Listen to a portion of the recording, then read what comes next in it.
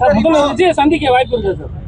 முதல்வர் விஜய் சந்திக்க வாய்ப்பு இருக்கு சார். யாரை வேணுமானாலும் சந்திக்கிறதுக்கு நான் எப்போதும் தயாராக இருக்கிறேன். முதல்வர் அழைப்பு விடுத்தால் சந்திக்க நான் தயாராக இருக்கிறேன். இந்த உங்க மேல இருக்க குண்டாஸ் அப்புறம் புதிய வழக்குகள் இந்த அரசே வந்து தானாக முன் வந்து நீக்கி இருக்காங்க. இந்த ஆட்சியில ஊடக சுதந்திரம் இருக்குன்னு சொல்லிட்டு நீங்க ஃபீல் பண்றீங்களா? எதிர்காலத்துல எப்படி இருக்குன்னு நினைக்கிறீங்க? நிச்சயமாக திமுகவை போல ஒரு கொடூர மனது படைத்த ஒரு கட்சி எந்த காலத்திலும் இருக்க முடியாது. தமிழகத்தில் இதற்கு முன்பு எவ்வளவோ முதல்வர்கள் ஆண்டிருக்கிறார்கள். ஊடகங்களிடம் கெஞ்சுவார்கள், கேட்பார்கள், கொஞ்சம் கம்மியா திட்டுங்க என்று. ஆனால் எதிர்த்து பேசும் ஊடகங்களையும் அந்த ஊடகத்தில் பணியாற்றுபவர்களையும் சிறையில் அடைத்த கொடுங்கோல் அரசாங்கம் திமுகவை தவிர வேறு எந்த அரசும் கிடையாது.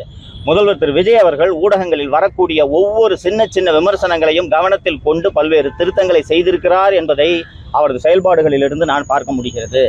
ஸோ ஊடகங்களாக இருக்கட்டும், இன்னொன்று தற்போது தமிழகத்தில் அமைந்துள்ளது ஒரு கூட்டணி ஆட்சி என்பதால் மேலும் கூடுதலாக ஜனநாயகம் இருக்கும்.